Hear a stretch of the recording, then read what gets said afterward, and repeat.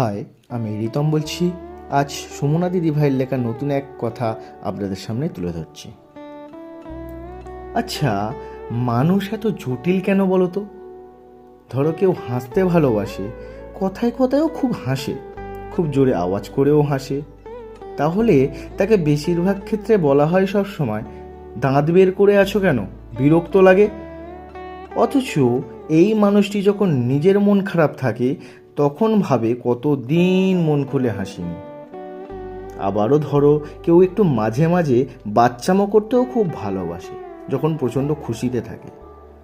ঠিক তখন কেউ না কেউ বলে, এত ন্যাকা কেন, সবসময় ঢং করে বাচ্চামো করিস কেন, বয়স তো আর কম নয়। অথচ সে নিজেও মাঝে মাঝেই ভাবে, যদি আবার শৈশবে ফিরে যাওয়া যেত। প্রসঙ্গত আমিও এই দুই ছিলাম।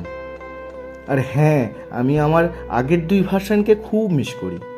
তবে কেউ হাসলে বা প্রিয় মানুষটির কাছে ছেলে মানুষই করলে তাকে এইসব কথা কখনো বলি না।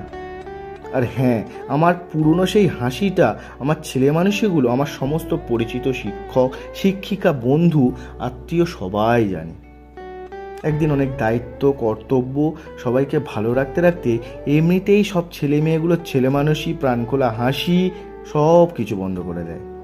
সর্বোপরি বড় হওয়ার সাথে সাথে বিশেষত সময়ই মানুষকে পরিবর্তন করে দেয়। তাই জোর করে কোনো মানুষকে এমন কুমন্তব্য বা অসম্মান করো না যাতে সেই মানুষটি কষ্ট পায়।